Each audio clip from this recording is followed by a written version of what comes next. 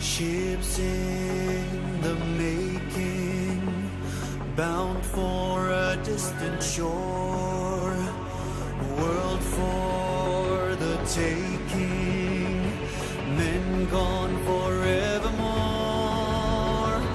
boarding and setting sail. Sexto Continente, dirigido por el obispo de Orihuela, Alicante, Monseñor José Ignacio Munilla.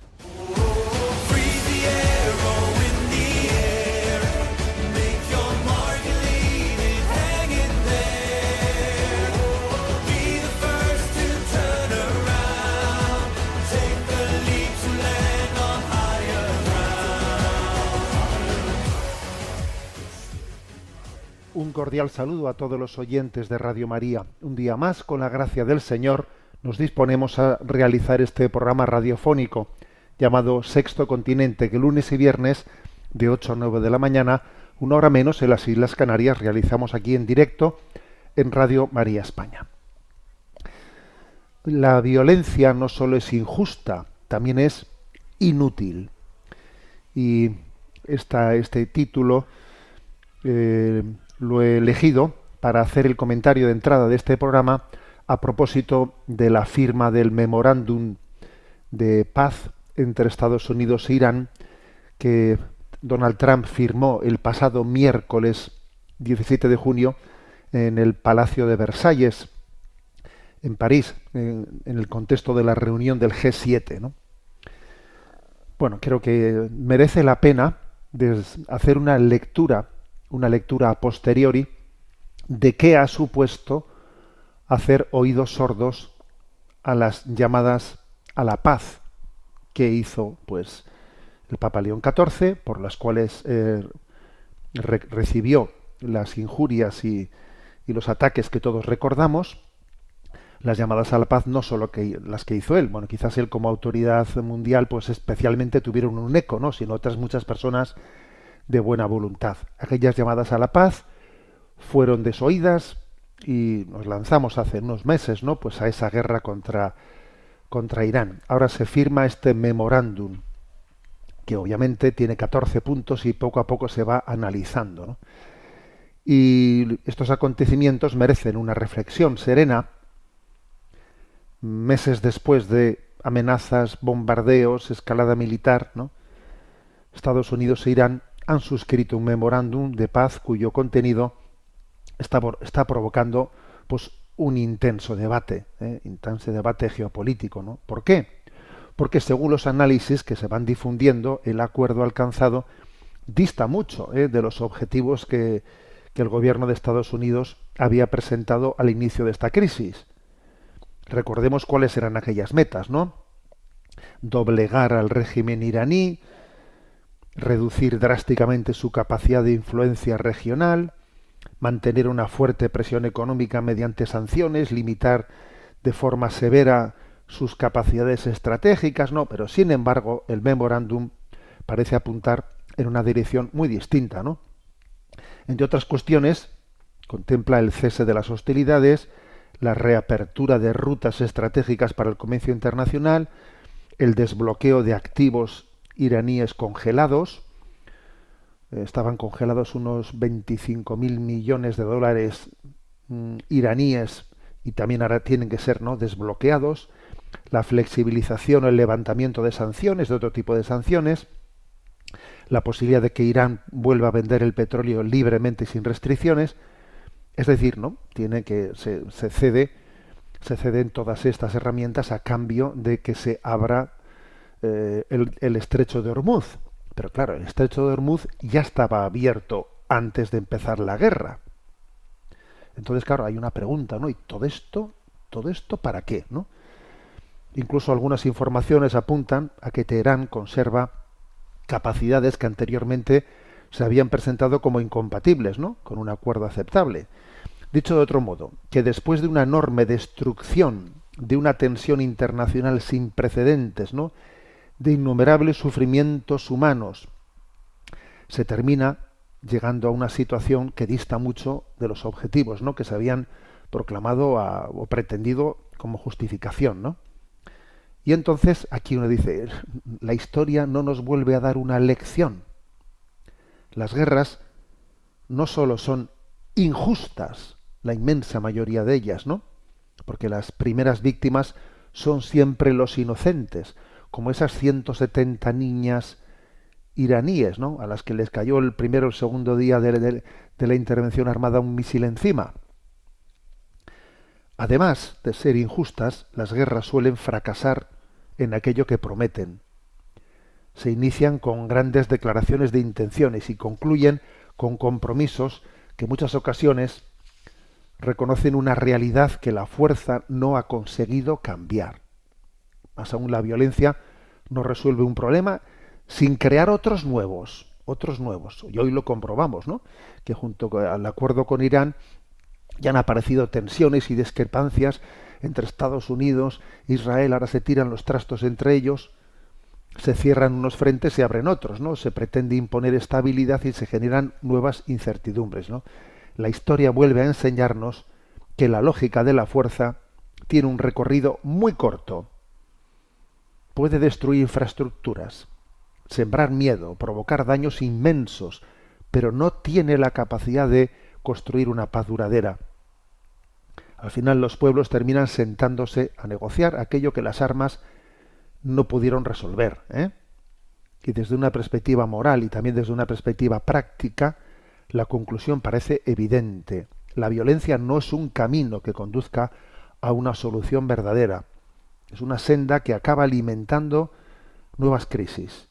Quien siembra violencia recoge inestabilidad. Quien confía exclusivamente en la fuerza termina descubriendo sus límites, ¿no?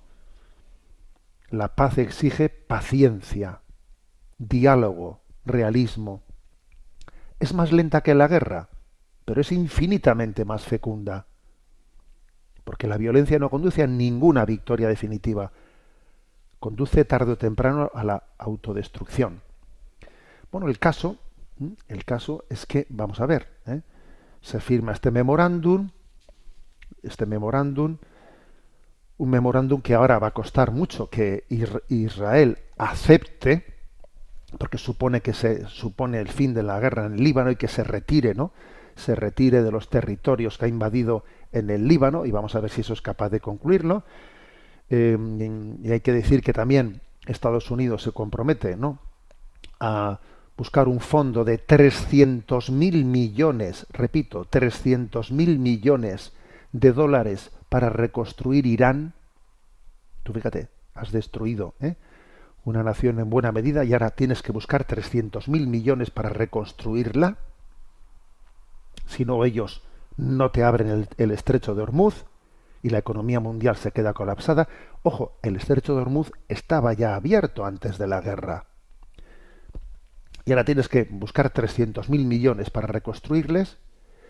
La guerra te ha costado, ¿no?, los cálculos existentes en torno a cuánto le ha costado a Estados Unidos su intervención militar, está en torno a los 40.000 millones de dólares, lo que le ha podido costar a Estados Unidos, sin incluir bastantes capítulos, que podía ser todavía una cifra bastante superior.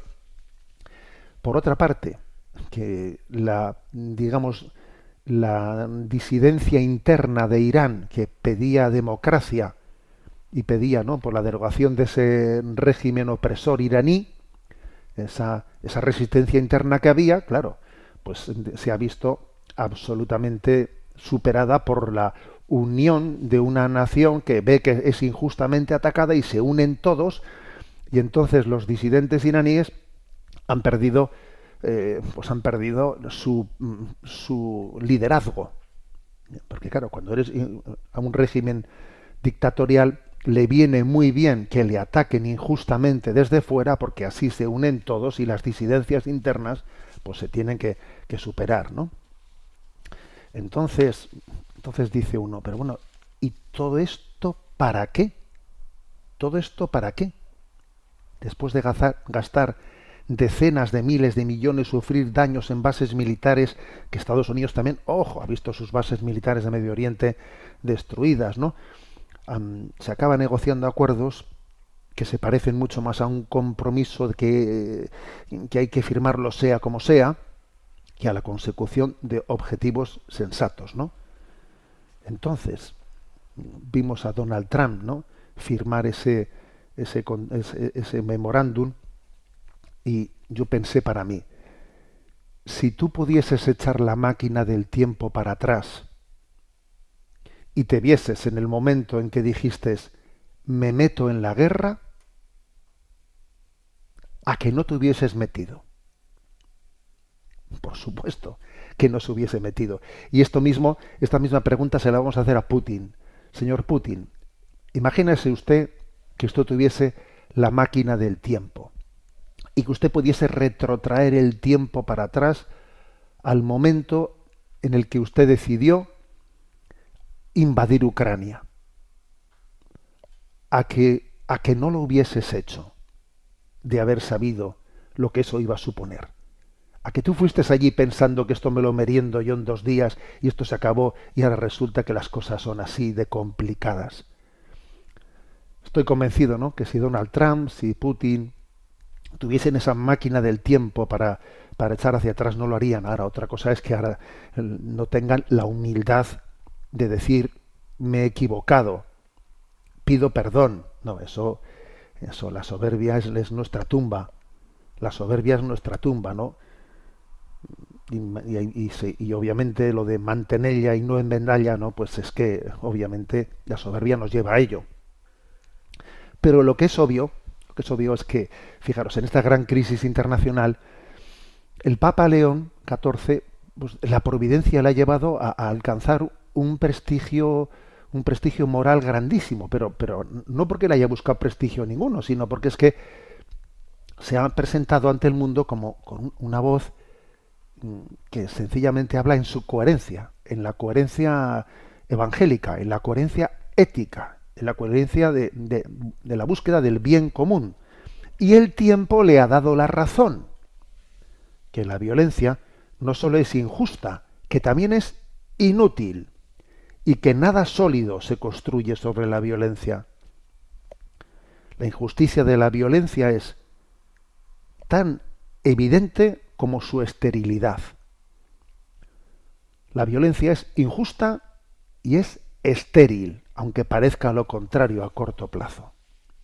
Sexto Continente es un programa que tiene interacción con los que sois usuarios en redes sociales, en Instagram y en Twitter, a través de la cuenta @obispo Munilla, en Facebook, a través de la página que lleva mi nombre personal de José Ignacio Munilla.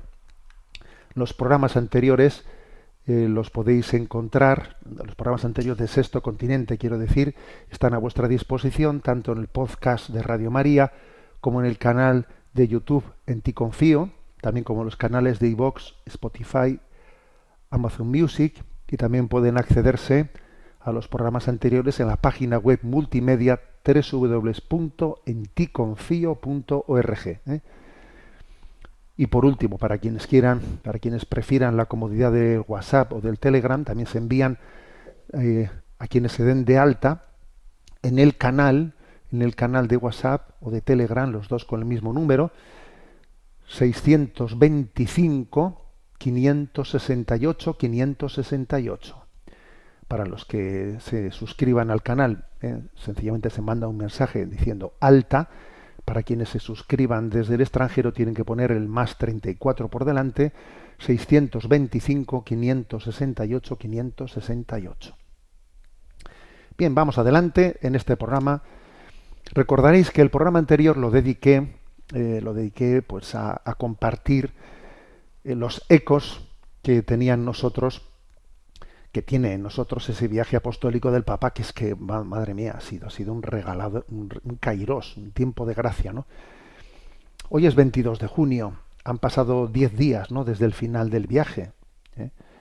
Y no me resisto a añadir un comentario más, una perla preciosa más, ¿no?, que me ha impactado especialmente, ¿no?, y que creo que es muy significativa y que refleja con más acierto que mis palabras lo que he intentado transmitiros, ¿no?, de la experiencia que pude vivir, que pudimos vivir todos, ¿no? Entonces, pues, voy a compartiros un artículo que la verdad es que me ha tocado el corazón. Confío en poderlo compartir sin emocionarme demasiado, ¿no? Y hacer un breve comentario. La visita del Papa a España nos ha dejado una huella que todavía no alcanzamos a medir del todo, ¿no? Los grandes acontecimientos suelen ser interpretados primero desde la crónica, después desde el análisis y con el paso del tiempo desde la historia. Primero se hizo crónicas del viaje, después análisis, bueno, y ahora viene el momento de hacer historia, señores, ¿eh? Hay momentos que poseen también una dimensión muy profunda, ¿no? Dejan un eco espiritual que sigue resonando cuando las multitudes se han dispersado, ya los titulares han desaparecido, pero os voy a compartir un artículo que se ha publicado en Religión en Libertad, que yo he dicho, madre mía, qué cosas pueden llegar a acontecer con motivo de un viaje apostólico, ¿no? Es un artículo que no se detiene tanto en los actos, en los discursos, en las cifras, sino en aquello que se ha sembrado en el alma de algunas personas, ¿no? Porque la acción de Dios suele ser discreta, no siempre hace ruido, transforma los corazones, ¿no? Y quizás el verdadero balance de este viaje apostólico no se encuentre únicamente en lo que hemos visto, sino en lo que Dios ha visto y nosotros no hemos sido testigos, ¿no? Lo que Dios silenciosamente ha realizado en las almas. Entonces estoy convencido que esto es así. Es mucho más lo que no vemos que lo que vemos en lo que ha acontecido, ¿no? Me estoy refiriendo a un artículo publicado en Religión y Libertad por una periodista, Matilde Latorre de Silva. Se publicó el pasado día 14, día 14 de junio, o sea, es decir, a los 2 días de que el Papa hubiese marchado. Lo tituló León XIV en España, una vida más y el eco íntimo de un viaje histórico, ¿no? Y os lo voy a leer y lo voy a comentar, ¿no? Dice ella, esta periodista Matilde Latorre de Silva, que no tengo el gusto de conocer: la profesión de vez en cuando regala momentos. No hablo de los grandes, no hablo de esos instantes que ocupan portadas, de los viajes apostólicos, de las ruedas de prensa multitudinarias o de las imágenes destinadas a dar la vuelta al mundo. Hablo de algo mucho más pequeño y precisamente por eso quizás algo más importante. Los periodistas perseguimos constantemente lo extraordinario, nos entrenan para identificarlo, nos enseñan a distinguir el titular, la declaración histórica, el acontecimiento irrepetible. Sin embargo, con los años una descubre que la verdadera grandeza suele esconderse en lugares donde nadie está mirando. Me ocurrió hoy. Este artículo lo escribió esta periodista el mismo día que había vivido este episodio que ahora vamos a contar, ¿no? Me ocurrió hoy en San Cristóbal de la Laguna. Tras la partida de León XIV, y ya que estábamos aquí, decidí quedarme unos días más. Mi compañera se marchó al sur de la isla, yo me quedé sola, y la verdad es que me gusta estar sola, aunque me habría encantado compartirlo con Elena. Como una lagunera más, me perdí por las calles empedradas de una ciudad que parece detenida en el tiempo. La laguna tiene algo especial. No es únicamente su belleza, es su manera de dejarse descubrir poco a poco, sus fachadas coloniales, sus balcones de madera, sus patios escondidos, la luz suave que cae sobre las piedras antiguas y este ritmo pausado que obliga a bajar la velocidad incluso a quienes vivimos permanentemente pendientes del reloj. Hay ciudades que se visitan y ciudades que se caminan. La laguna pertenece a estas últimas. Hay que recorrerla despacio, sin rumbo fijo, permitiendo que sea ella quien marque el paso. Acabé sentada en una pequeña callejuela, disfrutando de un aperitivo sencillo, una caña fría y un plato de altramuces. Nada extraordinario, o eso creía yo. Porque, aunque disfruto de la soledad, me puede la profesión y soy, lo admito, bastante curiosa o cotilla. En la mesa de al lado se habían sentado 4 mujeres. Por la confianza con la que hablaban, por la naturalidad con la que compartían recuerdos y confidencias, por la forma en que se interrumpían unas a otras sin molestarse, era evidente que les unía una amistad construida durante muchos años. Intenté no escuchar, pero fracasé. Poco a poco la conversación empezó a atraparme, Hablaban del Papa. Pensé que sería lo habitual. Si lo habían visto pasar, si habían conseguido acercarse, se había saludado desde cerca, si alguien había logrado una fotografía, lo natural después de una visita histórica, pero no, la cuestión era otra. Y cuanto más escuchaba, más comprendía que estaba ante algo infinitamente más importante que cualquier anécdota sobre un viaje apostólico. Una de ellas, una de estas 4 mujeres, estaba embarazada. Esperaba a su segundo hijo. Entonces contó algo que hizo que las demás guardaran silencio. La semana pasada, explicó, los médicos le habían comunicado a ella y a su marido que el bebé presentaba una posible malformación o condición médica grave, cuyo alcance aún no podía determinar con total certeza. No era un escenario sencillo. Les hablaron de incertidumbre, de complicaciones posibles y de un futuro que se habría lleno de dudas, sin garantías claras sobre cómo podía desarrollarse la gestación ni la vida del niño. Y entonces llegó esta pausa que todos entendemos sin necesidad de palabras, la pausa del miedo, la pausa de la incertidumbre, la pausa de los planes que se derrumban de golpe, la pausa de quienes descubren que la vida que habían imaginado no será exactamente como la habían soñado. Con una sinceridad desarmante, confesó que estaban pensando abortar. Estaban dentro del plazo legal, habían hablado de ello en el matrimonio, habían valorado posibilidades, habían sentido vértigo, porque hay decisiones que nadie toma desde la frivolidad y porque hay noticias capaces de poner patas arriba todas las certezas, ¿no? Nadie en aquella mesa la juzgó, nadie la interrumpió, nadie intentó darle lecciones, simplemente escuchaban.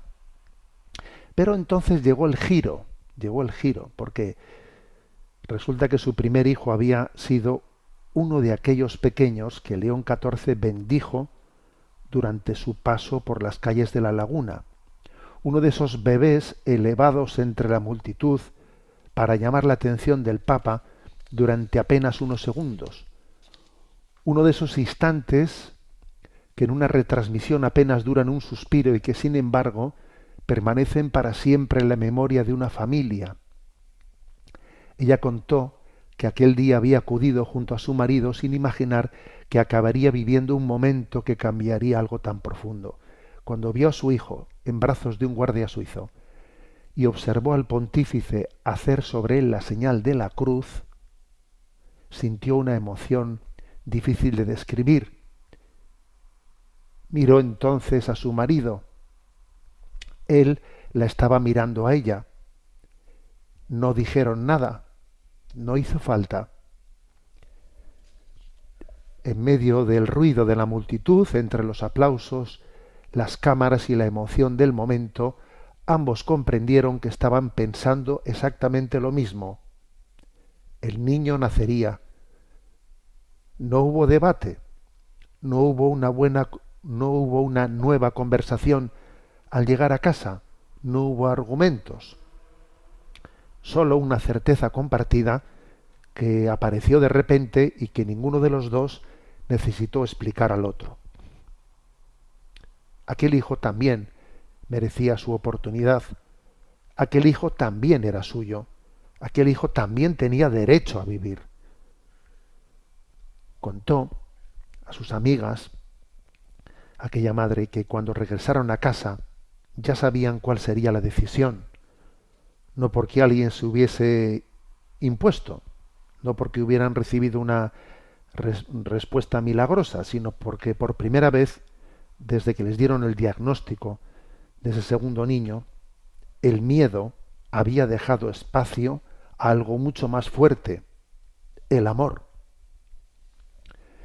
Entonces, aquella mujer pronunció una frase que todavía sigue resonando en mi cabeza.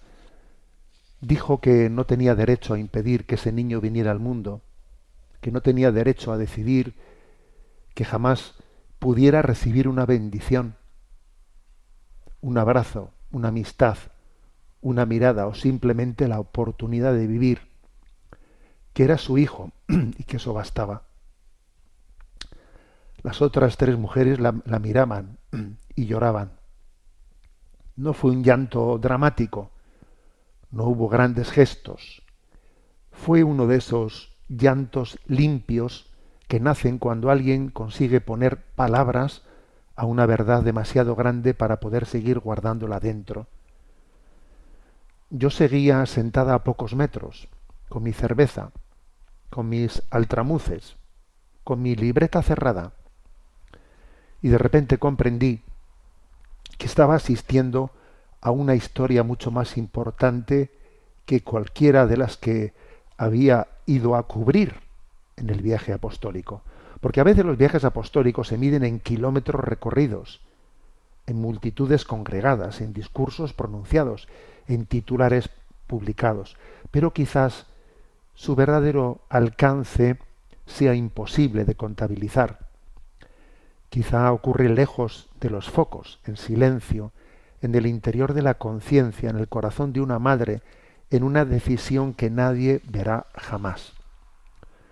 Mientras escuchaba aquella conversación, perdida en una calle de la laguna, pensé que tal vez las consecuencias más profundas de un pontificado nunca aparecerán en las estadísticas.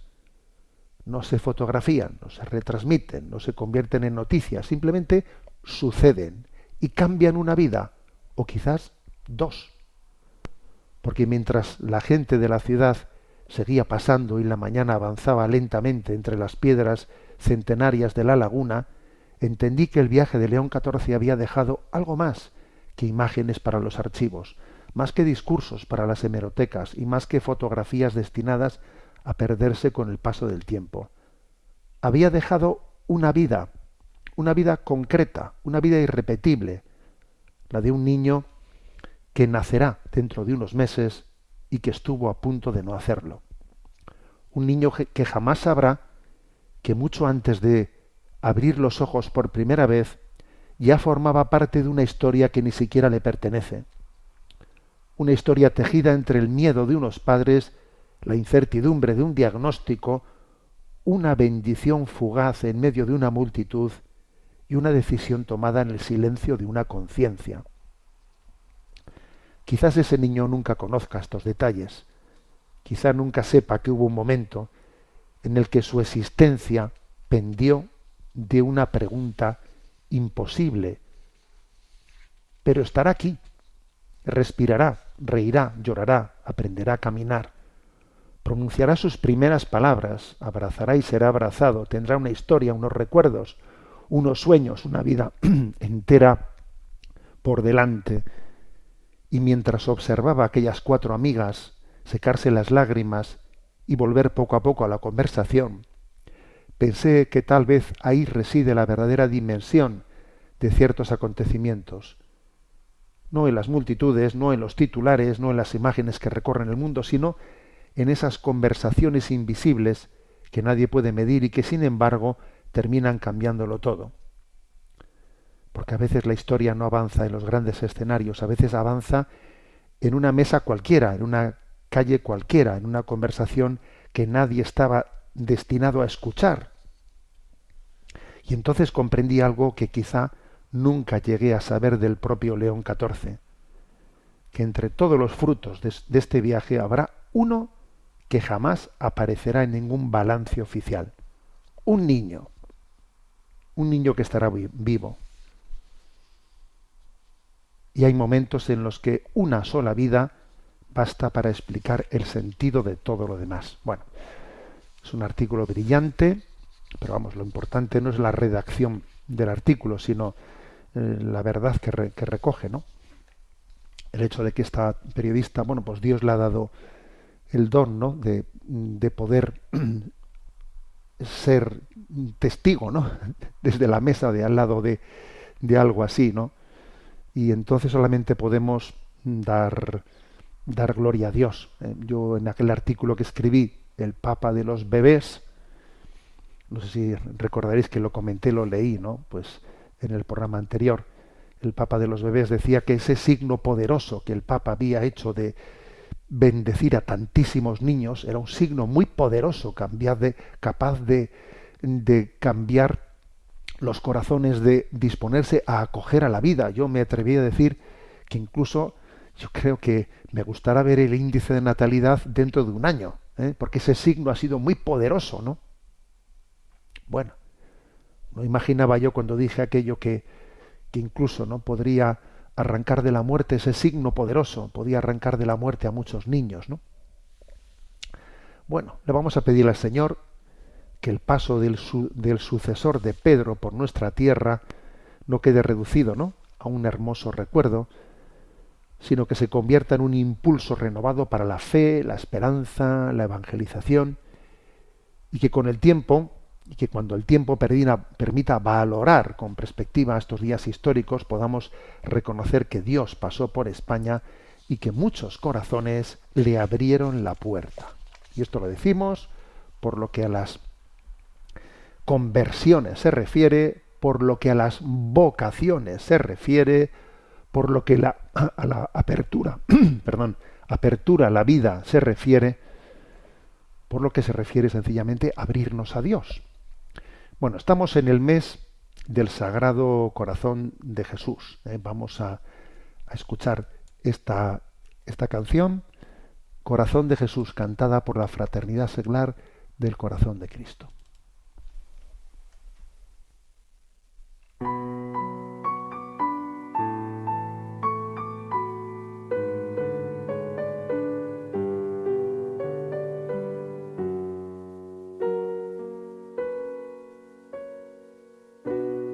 Busco un hogar, cansado ya del camino, rotos mis pies peregrinos de vagar por este mundo del que ahora huyo herido, guiado solo por mis ansias de volar. Es ya de noche y hace frío en mi alma, entumecida ya no puede ni amar. Es ya de noche y tú sales al camino con la lámpara encendida, con el rostro lleno de lágrimas. Me miras a los ojos, me abrazas, me invitas a entrar.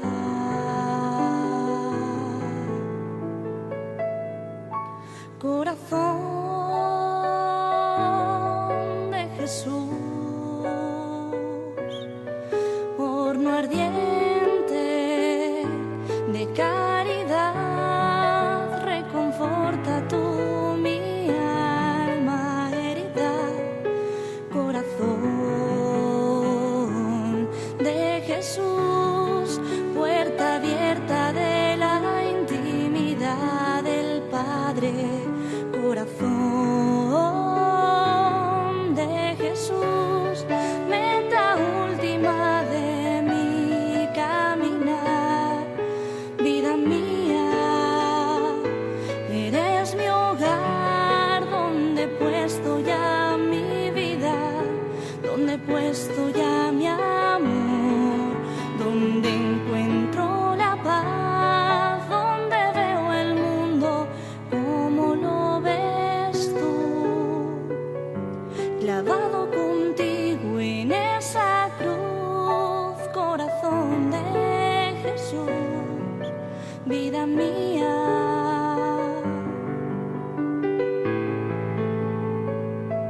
Ahora soy tuyo, ahora nada más importa, ahora nada más recuerdo sin ti. Ahora soy tuyo, me has mostrado tu herida, me has querido junto a ti, para amarte mi Señor, para amarte mi Señor.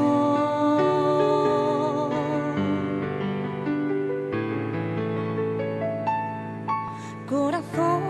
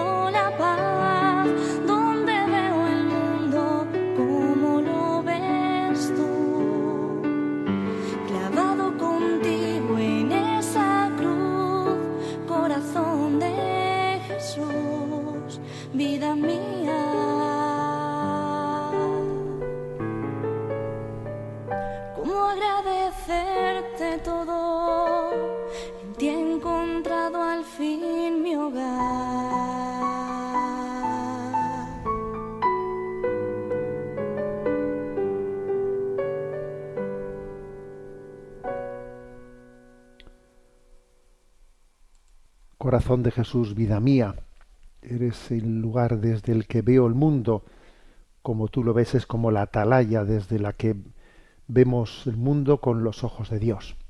Bueno, seguimos adelante en este programa de Sexto Continente y me voy a hacer eco también de una noticia que creo que ha sido muy importante y observo que ha pasado desapercibida. El pasado jueves se publicaba en Infocatólica una noticia de unas declaraciones hechas por el primado greco-católico, el arzobispo primado greco-católico ucraniano. Es el arzobispo Svetchuk, perdón si no lo pronuncio bien. Estaba en Madrid y él ha afirmado que la guerra en Ucrania está provocando una conversión masiva al catolicismo en el país. Una noticia que es que conviene verla con detenimiento y reflexionarla, ¿no?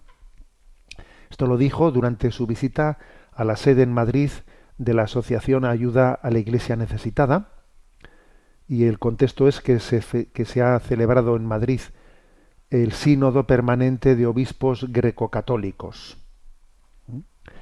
Bueno, pues él allí habló en las declaraciones que hizo, ¿no?, en la sede de Ayuda a la Iglesia Necesitada, de un mapa religioso transformado. Resulta que habló de que el porcentaje de los ciudadanos ucranianos que se identifican como ortodoxos ha descendido una barbaridad, ha descendido del 70% histórico al 52% actual. O sea, es decir, que en Ucrania ha habido un abandono de una parte muy importante de la población de su adscripción a la Iglesia ortodoxa, bajado del 50 al 52. Y incluso hay un 18% que se declaran ortodoxos, pero que no quieren vincularse a ninguna iglesia ortodoxa institucional. Soy ortodoxo, pero no quiero estar vinculado a ninguna iglesia ortodoxa institucional. Esto ocurre en la iglesia ortodoxa, pero ocurre que en la iglesia católica las cosas van por el lado contrario. O sea, la minoría greco-católica, que antes de la guerra representaba el 7,5%, ahora representa el 12% de la nación. A ver, la verdad es que es un aumento sorprendente, sobre todo sorprendente porque en la medida que está yendo, o sea, está coincidiendo en el tiempo con un abandono bastante importante de la Iglesia ortodoxa. Entonces, a ver, esto es un fenómeno que obviamente hay que analizar, hay que analizar, porque la guerra de Ucrania también ha sido el escenario en el que se han visualizado las debilidades de la Iglesia, de las iglesias ortodoxas. Yo recuerdo una anécdota que creo que la he dicho en estos micrófonos, y es que hace unos años, antes de comenzar la guerra en Ucrania, pues estaba yo en Lisboa en un encuentro europeo pro vida. También era un encuentro pro vida, pero en el que también había, ¿no?, muchas presencias eclesiales. Entonces se me acercó pues un obispo ortodoxo y el hombre, claro, pues me saludaba. Estábamos hablando de obispo ortodoxo a obispo católico, ¿no? Y entonces aquel obispo ortodoxo me dice: ustedes los católicos deberían de ser más ortodoxos y nosotros los ortodoxos más católicos. Madre mía, yo dije, lo que ha dicho este hombre no tiene precio. No tiene precio. Entonces vamos a examinar un poco estos datos que cambian, que están cambiando, ¿no?, el panorama religioso de Ucrania. Bueno, a ver, ¿qué ocurre aquí? El dato, ¿no?, que recoge este arzobispo primado de la Iglesia greco-católica, Sviatoslav Ševčuk, según el cual la guerra está provocando numerosas conversiones al catolicismo. Esto hay que analizarlo, ¿no? Conviene evitar, obviamente, explicaciones simplistas, pero es que es obvio que las guerras pueden alterar profundamente el mapa religioso de los pueblos y sacan a la luz cuestiones que igual en tiempos de paz estaban un tanto ocultas, o que sí que estaban encima de la mesa, pero ahora se exacerban, ¿no?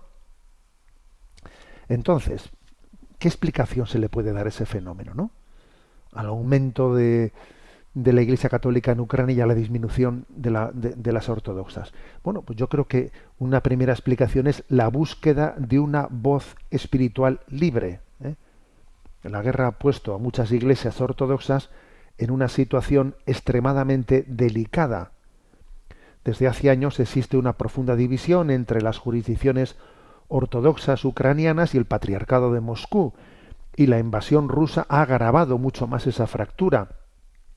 Cuando una iglesia parece demasiado vinculada a un proyecto nacional, corre el riesgo de que su voz profética quede condicionada por los intereses políticos. El pueblo creyente percibe rápidamente cuando una autoridad religiosa habla desde el Evangelio y cuando parece hablar desde la lógica del Estado, ¿eh?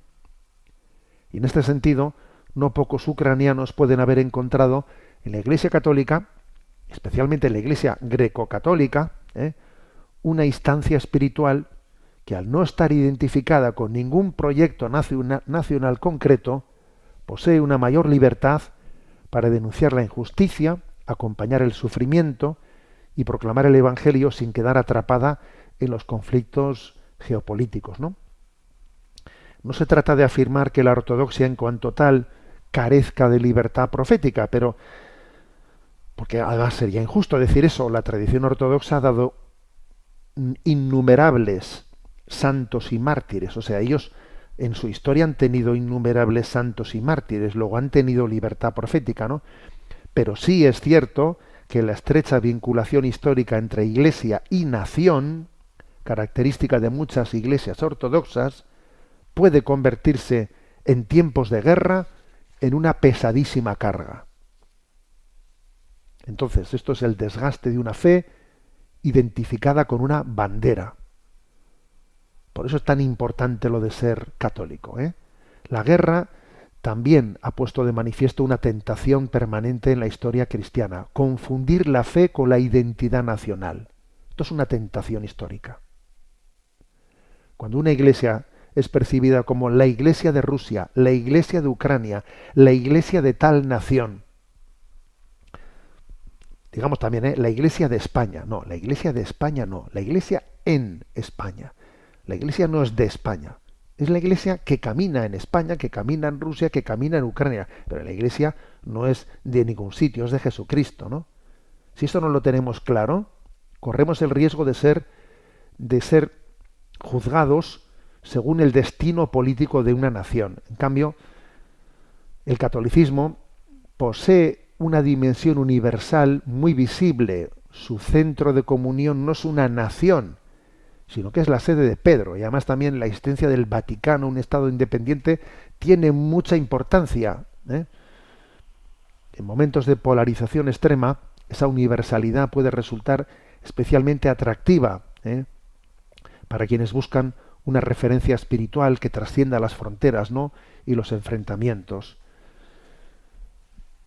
Existe además un dato histórico que no puede olvidarse, ¿no? La Iglesia greco-católica sobrevivió durante décadas en la clandestinidad bajo el régimen soviético. Fue una auténtica iglesia del silencio y del martirio. Las comunidades que han pasado por la persecución suelen desarrollar una notable capacidad de resistencia espiritual, ¿no? Cuando llegan tiempos de prueba, poseen una autoridad moral que no se improvisa. La Iglesia greco-católica fue perseguida allí, mientras que la Iglesia ortodoxa llegó de alguna manera, ¿no?, en los tiempos de la dictadura soviética a un cierto estatus de sobrevivencia. Muchos ucranianos contemplan hoy a la Iglesia greco-católica como una comunidad que ya atravesó anteriormente el sufrimiento, la represión y el intento de hacerla desaparecer. Y esto da una credibilidad especial, ¿no? Y también hay que mencionar en este lío otro factor incómodo, porque tanto en territorios controlados por Ucrania como en zonas ocupadas por Rusia se han producido prohibiciones contra comunidades religiosas consideradas vinculadas al adversario. Y ha intervenido Zelensky prohibiendo a esta iglesia porque rezan por el patriarca de Moscú, y claro, y de repente comienzan las intervenciones de Kiev, digo, de Moscú en un sitio y interviene Kiev en otro sitio. A ver, obviamente todo eso no ha hecho sino complicar más las cosas, ¿no? Sería un error, ¿no? Permitir, ¿no? esas intervenciones, pero es que está precisamente en esa mezcla entre la fe y la bandera es la que permite después esas intromisiones, ¿no? Entonces, digamos lo siguiente, ¿no? Que en tiempos de guerra las preguntas últimas reaparecen. ¿Por qué se están produciendo estas conversiones al catolicismo en Ucrania? ¿Por qué también está disminuyendo tanto la adscripción de los ucranianos a las iglesias ortodoxas? Quizás la razón más profunda sea esta: la guerra coloca al hombre frente a las preguntas fundamentales: la muerte, el sufrimiento, el perdón, el sentido de la existencia, la esperanza. Y cuando todo se tambalea, muchos descubren que las ideologías no consuelan, que los proyectos políticos no salvan y que las identidades nacionales, que aunque sean valiosas, no bastan para responder al drama humano. Entonces, emerge con fuerza la pregunta por Dios. Y estas conversiones que describe este arzobispo primado, ¿no?, de la Iglesia oriental católica en Ucrania, pues podrían ser en buena medida fruto de ese despertar espiritual, ¿no? La guerra destruye muchas seguridades, pero también derriba las murallas interiores que impedían el encuentro con Cristo. Y tal vez la lección más importante que llega desde Ucrania sea esta: las iglesias son más fecundas cuanto más conservan su distancia del poder político. Esto vamos a decirlo claro, ¿eh? A veces nos llegan críticas al programa de Sexto Continente, pues por tomar distancia de los poderes políticos. Pero cuando se convierten las iglesias en instrumentos de proyectos nacionales, terminan compartiendo sus éxitos y sus fracasos. Ahora bien, cuando se habla desde la libertad del Evangelio, la Iglesia es refugio para las conciencias heridas, que es lo que tiene que ser. Entonces, los hombres no buscan principalmente una Iglesia que represente a la nación, sino una Iglesia que les conduzca a Cristo. Y nada más universal, libre y profética que esa Iglesia que tiene, ¿no?, pues como definición de sí misma, pues ser la Iglesia católica. Para entender este conflicto hay que contextualizar, y es que esto no ha comenzado con la guerra de Ucrania, eso ya era anterior, ¿no? En el año 2018 aconteció que el Patriarcado de Constantinopla concedió la autocefalia, o sea, la independencia eclesial, a la Iglesia Ortodoxa de Ucrania. Y eso a Moscú le sentó fatal, ¿eh? Moscú no aceptó que Constantinopla hubiese dado la autocefalia, o sea, es decir, que puede eclesiásticamente regirse por sí mismo la Iglesia de Ucrania. Y claro, Moscú decía que la Iglesia de Ucrania formaba parte de su territorio canónico histórico. Y entonces eso creó, sin embargo, Constantinopla decía que eso no era así, que Ucrania, antes de pertenecer a Moscú, había pertenecido a Constantinopla, con lo cual tenía derecho a tener también su autocefalia, o sea, su capacidad de tener su autonomía. Bueno, y entonces esto supuso un lío, o sea, Moscú, estamos hablando del año 2018, Moscú rompió con Constantinopla, que Constantinopla es un poco dentro de la ortodoxia, pues quien mantiene un poco una especie de primado honorífico entre ellos, ¿no? Moscú rompió con Constantinopla y además también rompió contra todos aquellos que reconocieron que reconocieron a la Iglesia ucraniana, ¿no? Que el Patriarcado de Alejandría rompieron con ellos, los de Moscú, la Iglesia de Grecia rompieron con ellos, la Iglesia de Chipre rompieron con ellos, ¿no? Eso fue en el año 2018. Y cuando en el 2022, 4 años más tarde, comenzó la guerra, pues todavía peor, ¿me explico? O sea, en ese momento ya el lío que había se potenció tremendamente por el tema de la guerra, ¿eh? Entonces eso... Ahora voy a decir una cosa que es importante saber, y es que en Ucrania, en el año 2022, existían 2 estructuras ortodoxas. La Iglesia Ortodoxa de Ucrania, reconocida por Constantinopla, esa que se había aprobado en el año 2018, y también seguía existiendo una Iglesia Ortodoxa ucraniana que continuaba dependiendo de Moscú.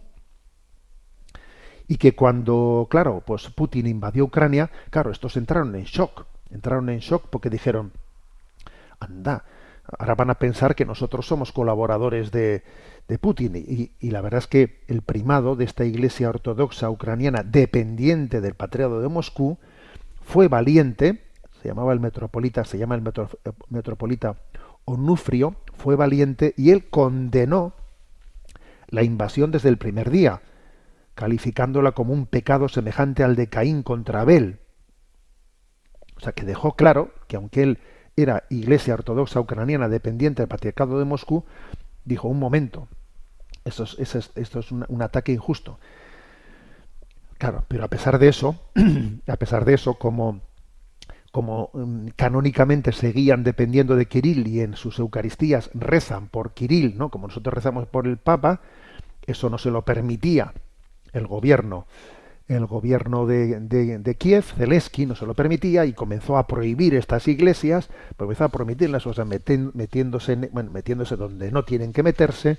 Bueno, un auténtico lío, un auténtico lío que lo que deja claro es que la ortodoxia, las iglesias ortodoxas tienen un problema desde una perspectiva eclesiológica. Este caso resulta muy significativo, muy significativo, ¿no? El gobierno ucraniano no ha actuado únicamente contra una iglesia porque rece por el patriarca Kirill, sino porque considera que existe una dependencia de una estructura religiosa hacia un estado agresor, o sea, porque no distingue la Iglesia ortodoxa y el gobierno del lugar, no lo distinguen, ¿eh? La Iglesia está unida a la bandera. Entonces, claro, es que este es el problema de la Iglesia ortodoxa, ¿eh? Entonces, este es el problema. Y yo vuelvo a aquella anécdota de Lisboa, ¿eh? Cuando aquel obispo ortodoxo me dijo aquello: ustedes, los católicos, debieran de ser más ortodoxos y nosotros, los ortodoxos, debiéramos de ser más católicos. Entonces dije yo, madre mía, no se puede decir más con menos. Hay veces que hay frases que lo dicen todo, ¿no? Y por lo tanto, bueno, pues esta noticia de esas declaraciones que ha hecho el arzobispo Sviatoslav Sekvchuk, primado de la Iglesia greco-católica ucraniana, que han pasado muy desapercibidas, ojo, me parecen unas declaraciones, unos datos que él haya compartido muy importantes, ¿no? Es curioso que en los momentos de crisis, como ha pasado, por ejemplo, ¿no? Pues en los ataques de Israel a Gaza, a Cisjordania, los ataques de Estados Unidos a Irán, y como en la guerra también de Ucrania, estos momentos tan difíciles son los momentos en los que se autentifica la voz profética de las iglesias. Y se distingue bien quién habla desde las ideologías y quién habla desde el Evangelio, que hay una diferencia notoria. Bueno, rezamos también por la unidad de las iglesias, porque obviamente Dios, que dirige los hilos de la historia, se puede servir de esto también para la unidad de las iglesias, ¿eh? Yo creo que Dios increíblemente, ¿no?, en su providencia dirige los hilos de la historia. Tenemos el tiempo cumplido. Me despido con la bendición de Dios Todopoderoso. Padre, Hijo y Espíritu Santo descienda sobre vosotros. Alabado sea Jesucristo.